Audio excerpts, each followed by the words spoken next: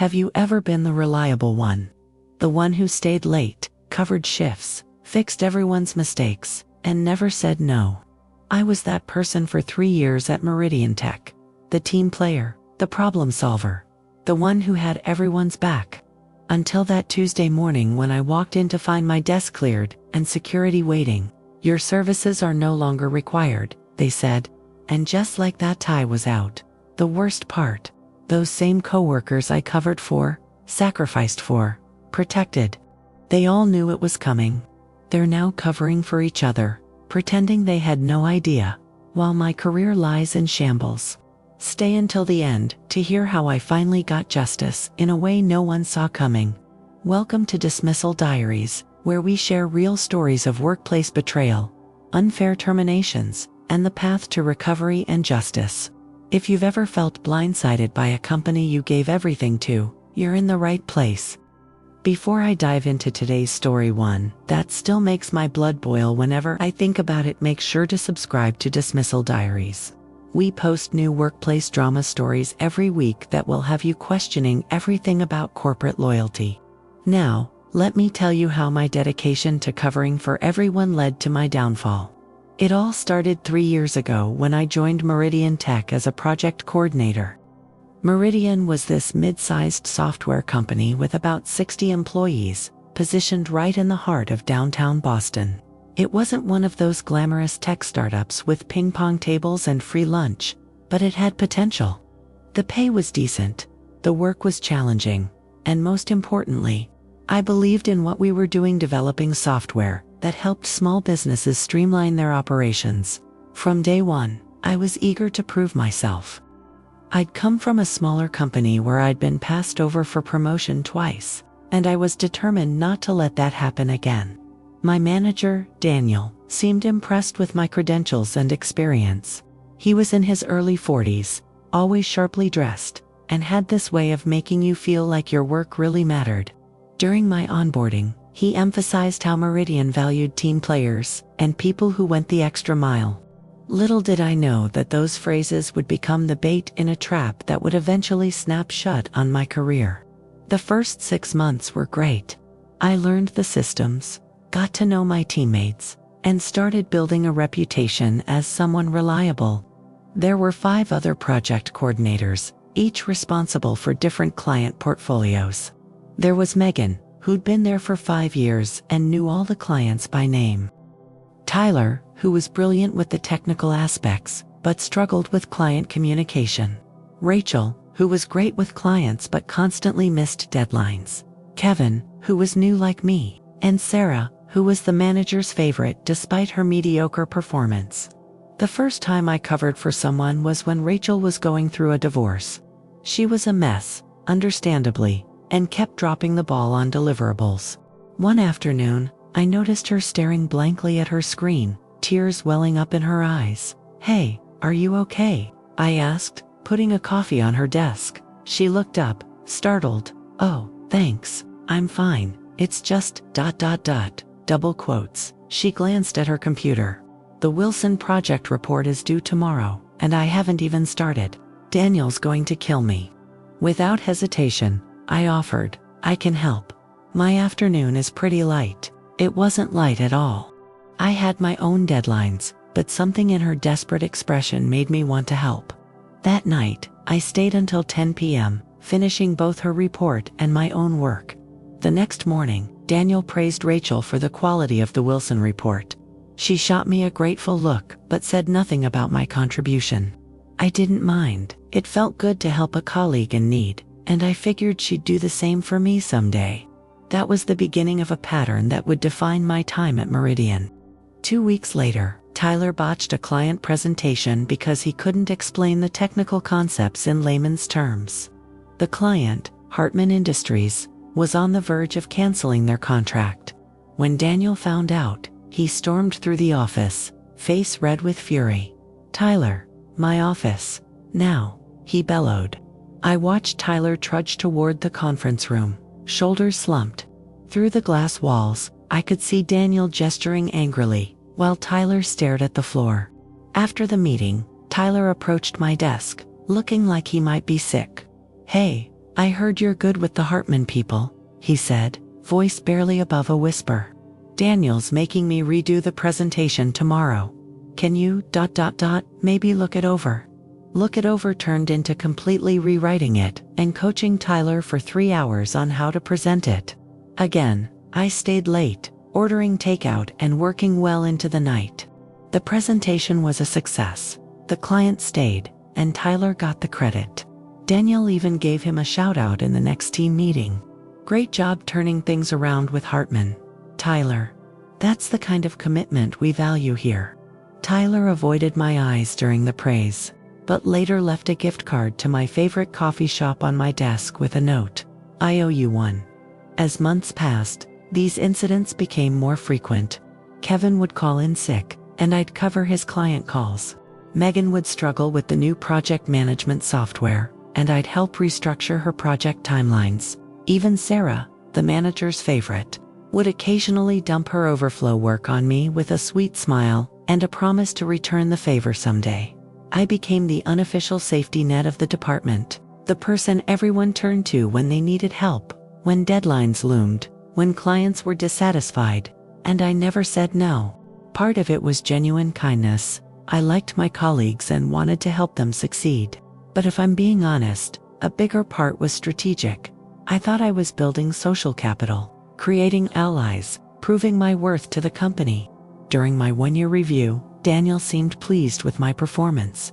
You've really become an integral part of the team, he said, smiling as he slid my evaluation across the desk.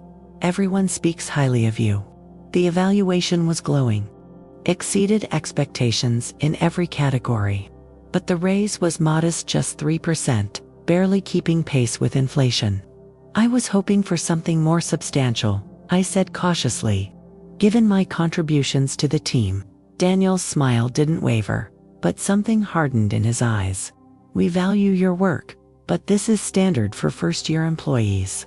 Keep up the good work, and we'll revisit compensation during the next cycle. I left his office feeling conflicted. The recognition felt good, but the compensation didn't match the effort I was putting in. Still, I believed that if I just worked hard enough, helped enough people, proved myself indispensable, the money would follow. The truth is, I was building a reputation, but not the one I intended. I wasn't becoming known as a future leader or an innovator.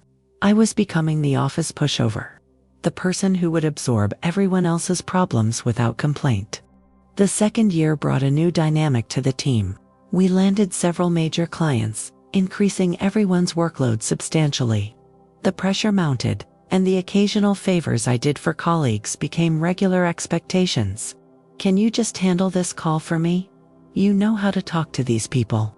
Would you mind looking over this report? You're so much better at catching errors. I have to leave early for my kid's recital. You'll finish this up, right? Each request seemed reasonable in isolation. Each person had a legitimate reason. Each time, there was the implicit promise of reciprocity, a promise that never materialized. Meanwhile, I was struggling to keep up with my own work. I started coming in earlier, staying later. My weekends disappeared into a blur of catching up on projects. My friends stopped inviting me out because I always canceled. My apartment became a place I only saw in the dark hours of the night and the groggy moments of early morning. One Monday, after working through the entire weekend to salvage a project that Sarah had neglected, I decided it was time to speak up. I walked into Daniel's office, determined to address the imbalance. "Do you have a minute?" I asked, hovering in the doorway. Daniel gestured to the chair across from him. "What's up?" I took a deep breath. I've been taking on a lot of additional work lately, helping the team meet deadlines and manage client relationships. I'm happy to be a team player, but it's affecting my ability to focus on my primary responsibilities. Daniel leaned back in his chair, fingers steepled. "What are you saying exactly?" "I'm saying I need some boundaries. Or additional compensation for the extra work. Or both, ideally." The silence that followed was deafening. Daniel's expression shifted from neutral to something colder, more calculating. "I'm disappointed to hear this," he finally said. "At Meridian, we expect everyone to pitch in where needed. That's the culture we've built. If you're feeling overwhelmed, perhaps we need to evaluate whether you're the right fit for this team." The threat was subtle but clear. Adapt to the culture, a culture of exploitation, or leave. I left his office feeling both angry and defeated. But I didn't leave the company. Instead, I tried a different approach. I started documenting everything. Every time I covered for someone, every extra project I took on, every late night and weekend I worked. I kept a detailed log, including emails and messages asking for help. If I couldn't change the system, at least I could create a paper trail. I also tried to establish some boundaries, turning down requests that weren't urgent or that conflicted with my own deadlines. This didn't go over well. Colleagues who had grown accustomed to my help became cold, distant. Some even complained to Daniel that I wasn't being cooperative. The office politics intensified when rumors of a promotion began circulating. A senior project coordinator position was opening up, with a significant salary increase and more strategic responsibilities. Despite the challenges, I still wanted to advance at Meridian. I believed my hard work and the documentation of my contributions would make me the obvious choice. I was wrong. 3 months later, Daniel called a team meeting to announce that Sarah would be promoted to the senior role. Sarah, who had missed more deadlines than anyone else. Sarah, whose clients regularly complained about communication issues. Sarah, who had dumped more work on me than anyone else. The justification: Sarah was a natural leader who embodied the collaborative spirit of Meridian. I felt physically ill during the announcement. While everyone clapped and congratulated Sarah, I sat frozen, trying to process the injustice. After the meeting, I retreated to the bathroom and locked myself in a stall, fighting back tears of frustration. When I returned to my desk, there was a message from Rachel: drinks after work to celebrate Sarah's promotion. "We're heading to Murphy's at 5. I declined. Instead, I stayed late again, updating my resume and applying for jobs at other companies. But Boston's tech scene is tight-knit, and Meridian had a good reputation externally. Despite my qualifications, I wasn't getting much traction with my applications. The final straw came during a critical phase of a new product launch. We were all under immense pressure, working long hours to meet an aggressive deadline. One evening, around 8 p.m., I discovered a major error in the implementation plan, an error that would have caused significant problems for our clients if not caught. The error originated in Sarah's department. She had overlooked a crucial compatibility issue that could potentially crash our clients' systems. I documented the problem, created a solution, and sent it to the team, copying Daniel.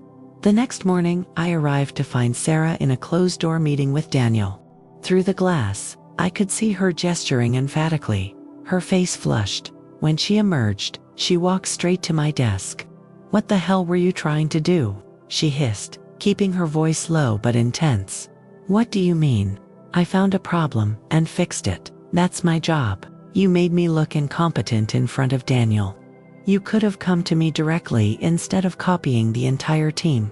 I copied everyone because everyone needed to know about the change to the implementation plan, I replied, trying to remain calm. "It wasn't personal." "Like hell it wasn't," she snapped, then stalked away. Later that day, Daniel called me into his office. His expression was grave. "There's been some concern about your ability to work collaboratively with the team, particularly with senior members," he said without preamble. I was stunned, because I reported a critical error. "It's not what you did, it's how you did it. Sarah feels you were trying to undermine her authority by publicly pointing out the mistake." "That wasn't my intention at all," I protested. "I was trying to prevent a major problem for our clients." Daniel sighed. "Look, I understand you might be disappointed about the promotion decision, but this kind of behavior isn't helpful. We need you to be a team player." The irony was almost too much to bear. For 3 years, I had been nothing but a team player to my own detriment. Now, the one time I did my actual job by preventing a serious error, I was being reprimanded. I left Daniel's office feeling a strange mix of anger and clarity. The system wasn't just flawed, it was rigged. No amount of hard work or dedication would change that. The next few weeks were tense. Sarah became increasingly critical of my work, finding fault with everything I did. The colleagues I had helped countless times suddenly became scarce when I needed assistance. Even Rachel, whom I'd helped through her divorce, kept her distance. I continued documenting everything, but I also began forwarding important emails to my personal account, not company confidential information, but evidence of my contributions and the increasingly hostile work environment. Then came that Tuesday morning. I arrived at the office to find Daniel waiting at my desk, along with a woman from HR I'd only seen during company-wide meetings. My computer was gone, and a cardboard box sat on my chair. "We need to talk," Daniel said, gesturing toward the conference room. In the sterile environment of the conference room, they informed me that my position was being eliminated due to restructuring. They had prepared a severance package, 2 weeks pay contingent upon signing a non-disparagement agreement. I had 30 minutes to clean out my desk and leave the premises. "This is retaliation," I said, my voice steady despite the shock, "for reporting the implementation error." The HR woman's expression didn't change. "This is a business decision, not a personal one. Your role is being eliminated, not terminated for cause." But I knew better. As I packed my meager belongings into the box, a coffee mug, a few photos, a plant that had somehow survived 3 years of neglect, I saw my now former colleagues watching from a distance. No one approached. No one offered help or said goodbye, except Kevin. As security escorted me to the elevator, Kevin rushed up, ignoring Daniel's warning glare. "This isn't right," he whispered, pressing a folded note into my hand. "Call me later." The security guard, a kind older man named Frank, who had greeted me every morning for 3 years, looked embarrassed as he walked me out of the building. "For what it's worth," he said as we reached the lobby, "I think they're making a mistake." I thanked him, stepped out into the bright spring morning, and burst into tears right there on the sidewalk, cardboard box clutched to my chest like a shield. Later that night, after the initial shock had worn off, I unfolded Kevin's note. It contained his personal phone number and a short message. "There's more to this. They're covering something up. Call me." I called, and what Kevin told me changed everything. "They were planning to let you go for weeks," he said, his voice hushed as if he feared being overheard despite being at home. "Sarah convinced Daniel that you were a threat to her authority, but there's more. The implementation error you found, it wasn't just a mistake. Sarah knew about it and ignored it because fixing it would delay the launch and affect her performance metrics." "How do you know this?" I asked, stunned. "I overheard her talking to Daniel. She admitted she knew about the compatibility issue but thought she could fix it quietly after the launch. When you exposed it, she had to move against you before you discovered anything else. And Daniel went along with this. Daniel's worried about his own job. The Boston office hasn't been meeting growth targets, and corporate is looking for someone to blame. He needs Sarah's department to hit its numbers, and she promised she could deliver if you were out of the picture." The revelation was both vindicating and devastating. I hadn't been paranoid. The system really was rigged, and now I had proof, or at least a witness. "What about everyone else?" I asked. "Rachel, Tyler, Megan. Do they know what really happened?" Kevin hesitated. They suspect, but no one wants to be next. They're all covering for each other now, pretending they had no idea about any of this. It's survival mode. The same people I had covered for, sacrificed for, protected, they were now covering for themselves, for Sarah, for a corrupt system that valued appearances over integrity. "I'm sorry," Kevin added. "I should have said something sooner." After hanging up, I sat in my apartment, surrounded by the debris of my suddenly derailed career, and made a decision. I wouldn't sign the non-disparagement agreement. I wouldn't quietly disappear. I would fight back. The next morning, I contacted an employment lawyer. I shared my documentation, every email, every log entry, every piece of evidence of the work I'd done and the hostile environment I'd endured. Most importantly, I shared Kevin's information about the deliberate cover-up of the implementation error. The lawyer, a formidable woman named Eleanor with 20 years of experience in wrongful termination cases, reviewed everything carefully. "They messed up," she finally said, a small, fierce smile playing at her lips. Trying to disguise retaliation as restructuring is a common tactic, but they left too many breadcrumbs. And this implementation error cover-up, that's potentially more serious. It could constitute fraud if they knowingly released faulty software that could damage client systems. "So what do we do?" I asked. "We give them a chance to make this right. Reinstatement, back pay, a public apology. If they refuse, we file a lawsuit and contact their biggest clients about the potential fraud." Eleanor drafted a letter outlining our terms, hinting at the evidence we had without revealing Kevin as the source. 3 days later, we received a response from Meridian's legal team, requesting a meeting. In a conference room at Eleanor's office, I faced Daniel and Meridian's corporate counsel. Daniel wouldn't meet my eyes, but the lawyer was all business. "We're prepared to offer an enhanced severance package," he began. 3 months' salary and continued health benefits. Eleanor smiled thinly. "That's not going to cut it.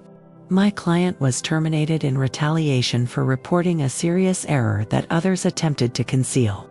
An error that could have damaged client systems and potentially violated contractual obligations. We're prepared to pursue this matter to its fullest extent, including notifying affected clients." The mention of clients got their attention. Meridian's business depended on trust and reputation. "What exactly are you looking for?" the lawyer asked, his tone more cautious now. Eleanor slid a document across the table. "These are our terms. They're non-negotiable." The terms were comprehensive: 6 months' salary as severance, a letter of recommendation, removal of any negative information from my personnel file, and most importantly an internal investigation into Sarah's department and the implementation error cover-up. After a tense discussion, they agreed to most of our demands, but balked at the investigation. "That's a deal-breaker," Eleanor said, gathering her papers as if preparing to leave. "My client's reputation was damaged to conceal misconduct. That needs to be addressed." In the end, they capitulated. 2 weeks later, I received the severance payment and the promised letter of recommendation. But the real satisfaction came a month after that, when Kevin called to tell me that corporate headquarters had launched a full audit of the Boston office, focusing particularly on Sarah's department. "They're looking at everything," he said, excitement evident in his voice. "Project timelines, client complaints, internal communications. Sarah's been placed on administrative leave, and Daniel's walking around like he's about to throw up."